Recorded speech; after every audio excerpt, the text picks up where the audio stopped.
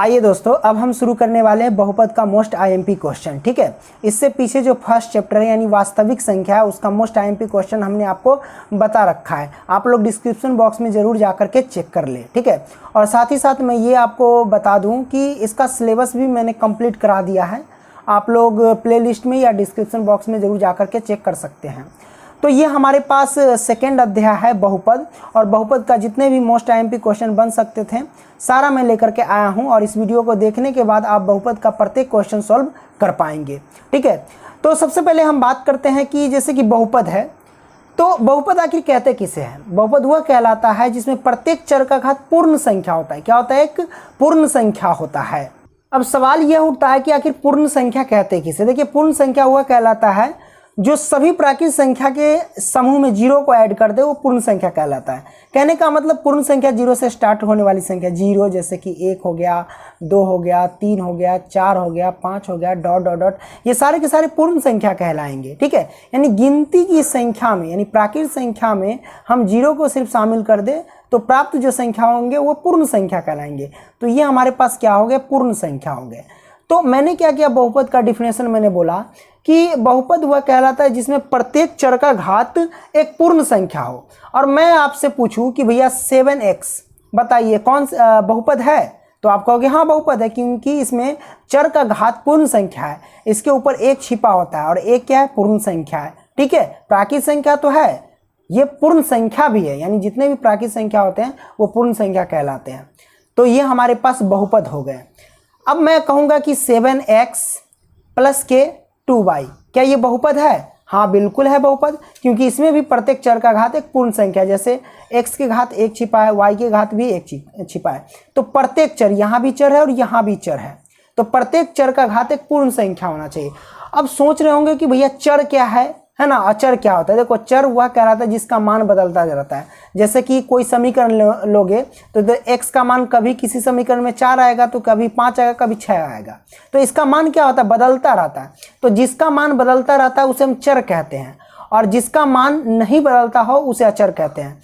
अचर का उदाहरण जैसे कि 4 है तो ये 4 रहेगा, 5 है तो 5 को 5 कहोगे, 6 नहीं कहोगे, तो ये सब अचर हो गया। तो अचर संख्या हुआ कहलाता है जिसका मान नहीं बदलता है, और चर संख्या हुआ कहलाता है जिसका मान बदलता रहता है। तो चर अचर तो क्लियर कर लिए। तो हम बहुपद फिलहाल पहचान रहे थे कि बहुपद हम कैसे पहचानते हैं। तो मैंने क्या बोला कि प्रत्येक चर का घात एक पूर्ण संख्या होना चाहिए। अब मान लो कि 7x² बोले, ठीक है, और प्लस के 2y के घात 1/2 लिख दिए, तो बताइए बहुपद है या नहीं? तो ये बहुपद बिल्कुल नहीं है। क्यों?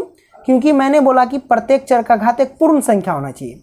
तो x का घात 2 है तो ये तो पूर्ण संख्या है, क्योंकि पूर्ण संख्या में शामिल है। x का घात क्या है? 2 है, तो ये पूर्ण संख्या है।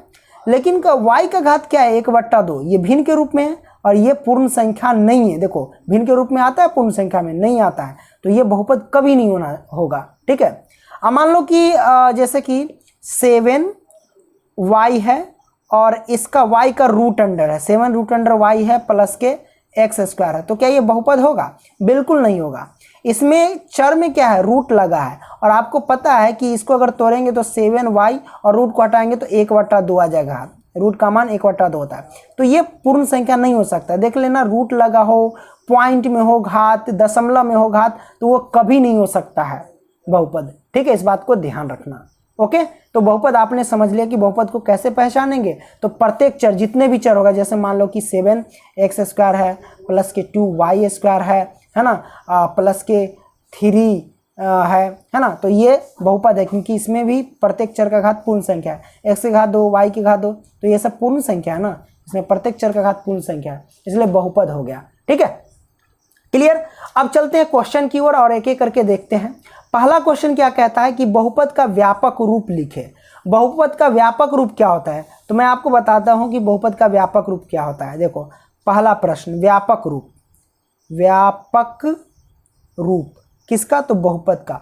तो भैया बहुपद का व्यापक रूप होता है ax² प्लस के bx और प्लस के c। इसी टाइप के आपके बहुपद मिलेंगे।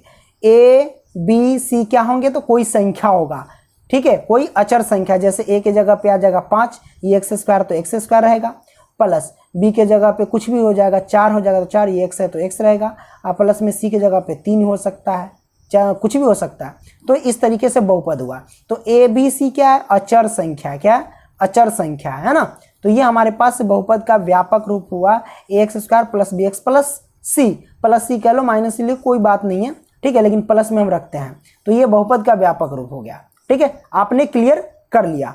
अच्छा, जहां इसमें कंडीशन रहता है कि जहां a बराबर जो है, a बराबर नहीं होना चाहिए 0, a बराबर नहीं होना चाहिए 0, क्योंकि a के जगह पे अगर हम 0 रख देंगे तो 0 से और इसमें क्या कर देंगे, गुना कर देंगे, तो ये द्विघात बहुपद का व्यापक रूप नहीं कहलाएगा, क्योंकि ये द्विघात बहुपद का व्यापक रूप है ना। अब मैं आपको बताता हूँ कि अगर a के जगह पे अगर 0 रख देंगे, क्योंकि a के जगह पे 0 नहीं होना चाहिए कंडीशन में, अब कह दे कि a के जगह पे 0 है, तो ये द्विघात बहुपद का व्यापक रूप नहीं हो सकता है, क्योंकि 0 अगर रखेंगे तो x² में 0 से गुना करेंगे तो 0 हो जाएगा, तो 0 हो जाएगा, तो भाई ये बचेगा क्या, फिर बचेगा bx और प्लस के c। तो भैया ये द्विघात बहुपद का व्यापक रूप कभी नहीं कहलाएगा, क्योंकि द्विघात बहुपद वही कहलाएगा जिसका अधिकतम घात 2 होगा, ठीक है। आगे हम आपको बताते, तो व्यापक रूप आपने समझ लिया। आगे क्या कहता है, एक घात, द्विघात, त्रिघात बहुपद के उदाहरण लिखे। तो कहने का मतलब दूसरा क्वेश्चन कहता है कि एक घात वाले बहुपद का व्यापक रूप, द्विघात वाले बहुपद का व्यापक रूप, त्रिघात वाले बहुपद का व्यापक रूप, या यूं कहे तो उसका उदाहरण लिखना है। तो एक घात वाले बहुपद जैसे कि 7x है, तो ये एक घात वाले बहुपद है, क्योंकि इसके घात 1 छिपा रहता है। देखो, एक घात वाले बहुपद का जो घात होता है वो केवल 1 होता है, ठीक है। तो ये एक घात वाले बहुपद है, एक घातीय बहुपद है, जैसे कि 3y हो गया, ये घातीय बहुपद हो गया। 3x प्लस के 2 एक घात वाले बहुपद हो गए, ये सब अलग अलग बहुपद है, ठीक है। चलो मान लो कि 3y प्लस के 4 है, तो ये एक घात वाले बहुपद कहलाएंगे, ठीक है। तो एक घात वाले बहुपद का हमने उदाहरण दे दिया, ठीक है। अब हम देते हैं, ये पहला हो गया एक घात वाले बहुपद। दूसरा, द्विघात वाले बहुपद का उदाहरण लिखो, जैसे कि 6x² हो गया। तो देखो, इसका अधिकतम घात क्या है, 2 है, तो ये क्या हो गया भैया, द्विघात वाले बहुपद का उदाहरण। मान लो कि इसको हम लिख देंगे 3x² प्लस के 2y, तो ये 2 घात वाले बहुपद का उदाहरण, क्योंकि इसका अधिकतम घात 2 है, तो ये दो घात वाले बहुपद का उदाहरण हो गया, ठीक है। जैसे मान लो कि 4x² प्लस के 3x रख देते हैं, ठीक है, आप प्लस के 4, ठीक है। तो ये हमारे पास कितने घात वाले बहुपद का, तो 2 घात वाले बहुपद का उदाहरण हो गया, आपने समझ लिया। आइए अब हम क्या करते हैं, त्रिघात वाले बहुपद का उदाहरण देखते हैं। त्रिघात है तो अधिकतम घात 3 होना चाहिए, मान लो कि 3x³ है, तो ये त्रिघात बहुपद का उदाहरण हो गया। 3y³ प्लस के 4x² प्लस के 2x कुछ भी है ना, प्लस के 5 कुछ भी रख दो, तो ये त्रिघात बहुपद हो गया, क्योंकि इसका अधिकतम घात 3 है, इसलिए त्रिघात बहुपद का उदाहरण हो गया। आपने समझ लिया, एक घात, द्विघात, त्रिघात वाले बहुपद का उदाहरण समझ लिया, कोई दिक्कत नहीं है। अच्छा, इसी घात में एक चीज और आता है, अधिकतम घात पहचानना रहता है। एग्जाम में कभी कभी दे देता है कि 7y के घात 7 प्लस में 6x के घात 8 और प्लस में 9, इस बहुपद का कहेगा अधिकतम घात बताए, इस बहुपद का घात क्या है, ऐसे पूछ देगा, ऐसे बहुपद दे देगा, इस बहुपद का घात क्या है। घात पूछे तो सिंपल सी बात है, जो अधिकतम आपको नजर आया ना वही घात होता है। इसमें 7 है, इसमें 8 है, तो अधिकतम घात क्या है, सबसे ज्यादा संख्या वाला ये है 8 है, तो इसका आंसर हो जाएगा 8, ठीक है। जब भी कोई बहुपद दे दे, आप पूछे कि घात इसका बताएं, तो अधिकतम जो घात होगा वही इसका आंसर होता है, यानी 8 हो जाएगा इसका आंसर, ठीक है। तो मैं आपको बेसिक क्लियर करते चल रहा हूं, ओके, कोई दिक्कत नहीं होगा। चलिए आगे हम बढ़ते हैं, आगे हम देख लेते हैं क्या है नहीं है। अगला क्या है हमारे पास, अगला है भैया यहाँ पे एक घात, द्विघात, त्रिघात हो गया। तीसरा में देख लो, एक पदी, द्विपदी, त्रिपदी बहुपद के उदाहरण लिखे। भैया एक पदी, द्विपदी, त्रिपदी, एक पदी माने एक पद वाला बहुपद, जैसे कि 7x हो गया, ये एक पद में बहुपद है। अच्छा, अगर मैं कहूं कि 7x गुने में x, बताओ ये कितने पद में बहुपद है, तो ये भी एक पद में बहुपद है, क्योंकि गुना में है, गुना में है तो इसको गुना कर देंगे ना, 7x से गुना करेंगे 7x में, 7x से गुना करेंगे x में, तो ये होगा 7x²। तो ये एक पद में ही होता है, जब गुना में रहे बीच में तो उसको सिर्फ केवल एक पद गिना जाता है। पद कब बढ़ता है, जब प्लस में रहता है तब। तो ये सब एक पद का उदाहरण हो गया। द्विपदी का उदाहरण जैसे 7x, अब प्लस के अगर हम 5 रख दें तो ये द्विपद में, यानी 2 पद, एक पद ये है, एक पद ये है, ठीक है। तो दो पद के उदाहरण हो गए, ठीक है। अच्छा मान लो कि आपसे मैं पूछूं कि ये बताओ 7, ठीक है, गुने में x प्लस के 5y और प्लस में 3y, ये कितने पद में बहुपद है? अब बताओ। तो सिंपल सी बात है, कोई कहेगा ओ ये तो गुना में नहीं चेंज होगा, तो एक पद, द्विपद, तीन पद में है, लेकिन ये गलत है। हम क्या करेंगे, इसको कैलसी करेंगे, मतलब कैलकुलेशन करेंगे। 7 से x में गुना करेंगे तो 7x होगा, आप प्लस में 5y और 3y, तब बचेगा 8y। तो एक पद द्विपदी, दो पद में हो गया, ठीक है। तो आपने एक पदी बहुपद, द्विपदी बहुपद देख लिया। अब हम त्रिपदी बहुपद देखेंगे। क्या देखेंगे? त्रिपदी बहुपद। तो त्रिपदी बहुपद में 3 पद होना चाहिए, जैसे कि 7x प्लस के 2y और प्लस के 5, ये 3 पद में बहुपद, एक पद, द्विपद, 3 पद। जैसे कि 3x² प्लस के 5y प्लस के 9, ये 3 पद में बहुपद हो गया, ठीक है। तो ये त्रिपदी बहुपद कहलाए। जैसे कि एक पद, द्विपद, त्रिपद। अगर मान लो कि प्लस के हम यहाँ पे x रख देते हैं और इधर 10 रख देते हैं, तो ये 4 पद में बहुपद हो गया। एक पद, द्विपद, 3 पद और ये 4 पद में बहुपद हो गया। तो मुख्य रूप से 3 पदी तक चलते हैं, ठीक है। तो आपने तीसरा क्वेश्चन भी सॉल्व कर लिया, एक पदी, द्विपदी, त्रिपदी, ये सब है कि नहीं।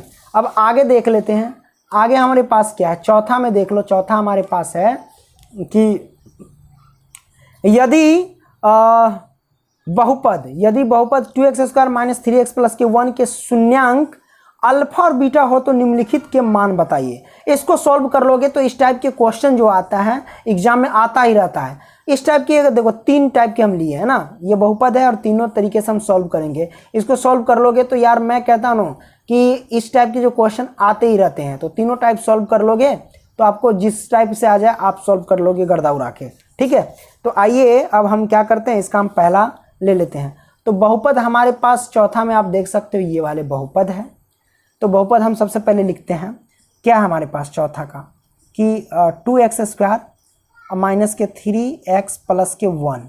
अब इसको हम व्यापक रूप से तुलना करेंगे तो ये हो जाएगा, जैसे कि ax² होता है व्यापक रूप, प्लस के क्या होता है bx और प्लस के c होता है, यही ना होता है ax² प्लस के bx प्लस के c, ये होता है द्विघात बहुपद का व्यापक रूप। तो व्यापक रूप से तुलना किए तो a के जगह पे आया 2, b के जगह पे आया -3 और c के जगह पे आया 1, ठीक है। कहने का मतलब है कि a का जो वैल्यू आ गया, a का वैल्यू आ गया भैया 2, b का वैल्यू आ गया -3 और c का वैल्यू आ गया +1। अब हमें मान क्या निकालना है, पहला में देख लो मान क्या निकालना है, α² प्लस β² का मान क्या निकालना है, α² प्लस β² का मान निकालना है, यही ना निकालना है। तो आपको पता होगा कि α² प्लस β² को हम कैसे सॉल्व कर सकते हैं।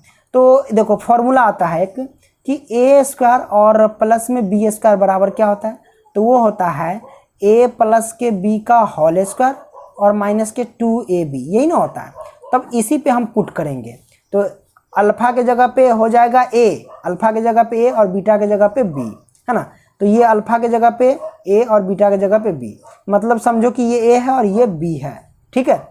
तो हम इसको इस रूप में तोड़ेंगे a प्लस बी, यानी अल्फा प्लस के बीटा का होल स्क्वायर और माइनस के 2 इंटू अल्फा गुने बीटा, तो अल्फा और गुने में बीटा, क्योंकि a भी है तो a के जगह पे अल्फा और b के जगह पे बीटा है। तो इस तरीके से इसको तोड़ लिए। अब हम क्या करेंगे, इसमें मान पुट करेंगे। फॉर्मूला आता है, देखो अल्फा प्लस बीटा का फॉर्मूला क्या होता है, अल्फा प्लस बीटा का फॉर्मूला होता है माइनस के b/a, क्या होता है माइनस के b/a होता है। अब इसका होल स्क्वायर तो होल स्क्वायर कर दो और माइनस के 2 गुने में अल्फा इंटू बीटा और क्या होता है c/a, यही ना होता है। अब इसको हम सॉल्व करेंगे इधर, तो चलिए हम सॉल्व करते हैं। क्या करेंगे भैया कि माइनस तो माइनस और b का वैल्यू क्या है, तो b का वैल्यू क्या है -3 है ना। तो ये माइनस और b का वैल्यू -3, तो माइनस माइनस क्या हो जाएगा +3 हो जाएगा और बट्टे में a का वैल्यू 2 है तो 2, इसका होल स्क्वायर तो होल स्क्वायर कर दो। और अब हमारे पास क्या हो जाएगा, ये माइनस तो माइनस, अब यहाँ से देखो 2 गुने c/a है तो 2 और गुने में c/a, तो c की वैल्यू क्या है 1 है ना, और a की वैल्यू क्या है हमारे पास 2, तो 2 लिखेंगे। 2 से 2 कैंसिल, कट जाएगा, तो हमारे पास क्या बचेगा, 3 का स्क्वायर कितना होता है, 3 का स्क्वायर 9 और 2 का स्क्वायर 4 हो जाएगा। तो माइनस का ये 1 है तो 1, इसके नीचे 1 छिपा रहता है कि नहीं। अब यहाँ से देखो 4 से 1 का एलसीएम लेंगे तो 4 होगा, ये बचेगा 9 और माइनस का ये 4 एकम 1 से 4 में भाग देंगे तो क्या होगा 4, 4 से 1 में गुणा करेंगे तो 4, तो ये आ जाएगा कितना भैया 5, 9 में 4 गया तो 5 और ये बटे 4, तो 5/4 हमारे पास क्या आ जाएगा, आंसर आ जाएगा। कोई दिक्कत नहीं है, दिक्कत ठीक है, ये क्लियर आपने समझ लिया। आइए अब हम दूसरा सॉल्व करते हैं। दूसरा क्या, अल्फा बटे बीटा प्लस के बीटा बटे अल्फा, यही ना। दूसरा में क्या है देख लो, दूसरा क्या कहता है कि अल्फा बटे बीटा, क्या अल्फा बटे में बीटा और प्लस में बीटा बटे अल्फा है, क्या है बीटा बटे अल्फा, तो हम लिखते हैं बीटा और बटे अल्फा। तो सबसे पहले इसको हम सॉल्व कर लेते हैं। कैसे सॉल्व करेंगे देख लीजिए, बीटा और अल्फा का एलसीएम लेंगे तो हमारे पास क्या हो जाएगा, beta into alpha, right. Beta से बीटा में भाग देंगे कट जाएगा, अल्फा से अल्फा में गुना करेंगे तो अल्फा का स्क्वायर, प्लस में अल्फा से अल्फा को भाग देंगे तो कट जाएगा, बीटा बचेगा, बीटा से बीटा में गुना करेंगे तो ये हमारे पास बीटा का स्क्वायर हो जाएगा। तो फिर वही प्रोसेस, इसको अगर हम तोड़ेंगे alpha square plus beta square यानी ए स्क्वायर प्लस बी स्क्वायर में तोड़ेंगे तो ये होगा क्या, अल्फा प्लस बीटा का होल स्क्वायर और माइनस के 2 इंटू अल्फा इंटू बीटा, यही ना टूटा ए स्क्वायर प्लस बी स्क्वायर के रूप में, है ना। और बट्टे में क्या हो जाएगा, अल्फा इंटू बीटा कर लो या बीटा इंटू अल्फा कर लो, दोनों एक ही बात है, तो अल्फा इंटू बीटा हम कर देते हैं। अब हम मान पुट करेंगे, क्या करेंगे भैया, मान पुट करेंगे। तो सिंपल सी बात है, यहाँ पे हम देख रहे हैं कि यहाँ जो अल्फा प्लस बीटा का होल स्क्वायर है, तो अल्फा प्लस बीटा का फॉर्मूला क्या होता है, माइनस के बी बाई ए होता है, क्या होता है माइनस के बी बाई ए। तो माइनस के बी बाई ए, तो यहाँ पे हम डायरेक्ट मान रख लेंगे, 1 मिनट, ओ माय गॉड। तो जैसा कि आप यहाँ पे देख सकते हैं मान होगा बी का वैल्यू माइनस के 3 है और ए का वैल्यू 2 है। अब देखो alpha plus beta minus B by होता है, तो ये माइनस और बी की जगह पे हम कितना रखेंगे, माइनस के 3, तो माइनस के 3 ये माइनस तो प्लस का 3 हो जाएगा, और बट्टे में ए की वैल्यू क्या है 2 है, तो हम 2 लिख लेंगे। तो चलो हम 2 लिख लेते हैं। अब इसका कर देंगे होल स्क्वायर, ये डायरेक्ट मैंने कर लिया, माइनस अल्फा प्लस 2 गुने alpha into beta, alpha into beta का वैल्यू क्या है सी बाई ए, तो सी बाई ए, तो सी की वैल्यू हमारे पास क्या है, सी की वैल्यू 1 और ए की वैल्यू 2, तो 1/2 हो जाएगा, क्या हो जाएगा 1/2, 2 से 2 कैंसिल हो जाएगा, बट्टा लगाओ पहले, है कि नहीं। अब अल्फा इंटू बीटा का वैल्यू क्या होता है सी बाई ए मतलब 1/2, यही ना रखेंगे, पुट कर दिए। अब यहाँ से इसको हम अगर सॉल्व करते हैं, 3 का स्क्वायर 9 और बट्टे में 4 और माइनस का ये हो जाएगा 1, ठीक है, इसके नीचे 1 छिपा रहता है कि नहीं, और बट्टे में हो जाएगा 1/2, ओके। अब हम क्या करेंगे, इसको सॉल्व करेंगे, 4 और 1 का एलसीएम लेंगे तो क्या होगा हमारे पास 4 हो जाएगा, 4 से 4 में भाग दिए भागफल 1, 1 से 9 में गुना किए तो 9 और माइनस के 1 से 4 में भाग दिए तो 4 और 4 से 1 में गुना करेंगे तो 4, तो यानी ये आ जाएगा हमारे पास, और ये नीचे बट्टे 1/2 तो 1/2 रहने दो, ये हमारे पास जो आ जाएगा भैया 5/4 और नीचे आ जाएगा 1/2। तो ये मेन बट्टा है, इसको अगर हम सॉल्व करते हैं भैया तो कितना आएगा 5/4 और सॉल्व करेंगे गुना में ले जाएंगे भाग को, तो 2 ऊपर जाएगा 1 नीचे आएगा, 2 दूनी 4 कट गया, तो हमारे पास क्या आएगा 5/2, ये हमारे पास आंसर आ जाएगा, आएगा कि नहीं आएगा। तो ये हमने इसको क्या किया सॉल्व किए, ठीक है। तो देखो अब यहाँ दूसरा सॉल्व कर लिया, तीसरा क्या है, तीसरा आप लोगों को सॉल्व करके बताना है। मैं यहाँ पे इसको तीसरा में alpha square plus beta plus alpha into beta square, तो इसमें क्या होगा अल्फा इंटू बीटा कॉमन हो जाएगा, तो बचेगा क्या हमारे पास, सिर्फ इधर बच जाएगा अल्फा और प्लस में इधर बच जाएगा क्या, अल्फा तो निकल जाएगा, बीटा सिर्फ बचेगा, तो ये आएगा alpha into beta into alpha plus beta, दोनों में फॉर्मूला लगाना और सॉल्व करके बताना इसका आंसर कितना आता है, ठीक है, ओके। आइए अगला प्रश्न लेते हैं। अब देख लो 5वां क्वेश्चन क्या कहता है, कि एक द्विघात बहुपद ज्ञात कीजिए जिसके शून्यकों का योग और गुणनफल नीचे दिए गए हैं।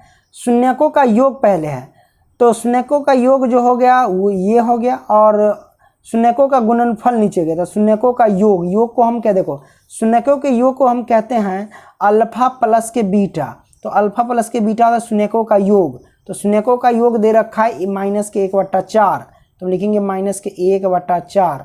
उसके बाद शून्यकों का गुणनफल दे रखा है 1/4, यानी शून्य के गुणनफल को लिखते हैं अल्फा इंटू बीटा 1/4। और हमें ज्ञात करना एक द्विघात बहुपद, कहते हैं ना द्विघात बहुपद ज्ञात कीजिए। तो द्विघात बहुपद का व्यापक रूप यानी फॉर्मूला क्या होता है? द्विघात बहुपद का जो फॉर्मूला होता है वो होता है x² minus alpha plus beta into x और प्लस अल्फा इंटू बीटा, ये फॉर्मूला होता है। चलिए अब हम क्या करते हैं, पुट करते हैं यहाँ पे x² तो x² minus alpha plus beta, alpha plus beta का मान क्या है माइनस के 1/4 है इंटू एक्स हो जाएगा, और प्लस में अल्फा इंटू बीटा का वैल्यू क्या है 1/4, तो 1/4 लिखेंगे। यहाँ से हम सॉल्व करेंगे तो x² माइनस माइनस गुना किए तो प्लस, और 1/4 से x में गुना करेंगे तो 1/4 x हो जाएगा, प्लस में 1/4 हो जाएगा। नीचे 4 है ना बट्टा में, तो हम क्या करेंगे इन सभी में 4 से मल्टीप्लाई कर देंगे। तो 4 से मल्टीप्लाई करेंगे तो क्या हो जाएगा 4x², प्लस में ये सिर्फ 4 से 4 कट जाएगा तो x बचेगा, प्लस में ये सिर्फ 1 बचेगा। तो ये हमारे पास आंसर आ गया। ठीक है, तो द्विघात बहुपद हमने ज्ञात कर लिया। आइए अगला प्रश्न लेते हैं। छठा प्रश्न क्या कहता है, इतना इतना का शून्य ज्ञात करें। तो भैया शून्य ज्ञात करना है, मतलब आपको सबसे पहले तो अभाज्य गुणनखंड करें, गुणनखंड विधि से इसको सॉल्व करो। कहता है क्या 2x² माइनस के 8x है और प्लस के 6 है, यही है ना। चलो हम क्या करते हैं फर्स्ट इंटू लास्ट गुना कर देंगे, तो 6 दूनी 12x² आएगा। तो इसको हम तोड़ लेंगे तो कैसे टूटेगा 2x², गुणनखंड तो आना चाहिए, 10वां में चले गए तो डिटेल में मैं नहीं बता रहा हूँ। ठीक है, हम इसको तोड़ेंगे तो 6 दूनी 12 और 6 दू 8, तो माइनस के 6x हो जाएगा और माइनस के 2x में टूट जाएगा, -6 -2 माइनस के 8x, 6 दूनी 12x और माइनस माइनस प्लस आ गया। ठीक है, ओके। गुणनखंड नहीं आता तो बोलना डिटेल में, या ऐसे सर्च करना कि गुणनखंड बाई पंकज सर, तो आ जाएगा। ठीक है, अब यहाँ से हम इसको सॉल्व करते हैं। इसको अलग बांट लो और इसको अलग बांट लो, इन दोनों में कॉमन लेंगे 2x, तो हमारे पास क्या हो जाएगा x और माइनस के 3 हो जाएगा। इधर माइनस के क्या कॉमन होगा, इसमें 2 कॉमन हो जाएगा, हाँ माइनस का 2 कॉमन होगा, तो इधर क्या बचेगा x माइनस प्लस माइनस 2 3 6 बचेगा, है ना। इन दोनों में से एक निकाल लेंगे तो x माइनस के 3 हो जाएगा इंटू 2x और ये माइनस के 2 हो जाएगा। शून्य ज्ञात करना है तो बराबर में शून्य रख देंगे, क्या रख देंगे शून्य। तो x माइनस के 3 बराबर में 0 और 2x माइनस के 2 बराबर में 0, तो ये आ जाएगा x बराबर में प्लस के 3 पहला, और ये आ जाएगा x बराबर में माइनस का 2 पक्षांतर में प्लस का 2 और 2 गुना में तो बट्टे में आ जाएगा। ठीक है, 2/2 तो ये कटेगा तो 1 आएगा। ओके, तो x की वैल्यू यहाँ पे 1, तो कुल मिला के 3 और 1 हमारे पास आंसर आ गया, करेक्ट ना। तो आपने इसको भी सॉल्व कर लिया, किसको, तो छठे प्रश्न को। आइए हम 7वां देखते हैं। 7वां क्या कहता है 2x² प्लस के 3x प्लस के 1 को x प्लस के 2 से भाग दीजिए। तो ये भाग है ना, चलिए हम भाग बना ही देते हैं। ओके, तो देख लो ये हमें भाग देना है, इससे इसमें भाग देने वक्त समय याद ध्यान रखना क्या करते हैं कि इसका पहला देखते हैं और इसका पहला देखते हैं। अब देखो इस पहला में हम कितना से गुना करेंगे कि ई पूरा आ जाए, यानी 2x² आ जाए। तो x में हम कहेंगे 2x से गुना करेंगे, है कि नहीं। तो x में अगर 2x से गुना करेंगे तो क्या होगा 2x² आ जाएगा, है कि ना। अब इसी 2x से हम 2 में भी गुना करेंगे तो 2 दूनी 4x हो जाएगा, क्या हो जाएगा 4x, इस x के सामने रख देंगे।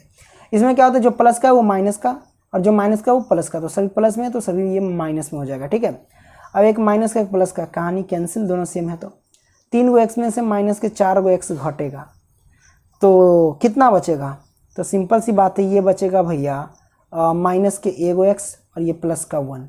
मैं क्वेश्चन चेक कर लेता हूँ क्या मैंने सही लिखा, प्लस के 3x है, ये आया माइनस के x प्लस के 1। तो अब हम सोचेंगे कि इस x में हम कितना से गुना करेंगे कि माइनस x आ जाए। तो हम क्या करेंगे माइनस के 1 से गुना करेंगे, माइनस के 1 से x में गुना करेंगे तो माइनस के x हो जाएगा। माइनस के 1 से प्लस के 2 में गुना करेंगे तो ये हो जाएगा हमारे पास क्या, माइनस का 2 हो जाएगा।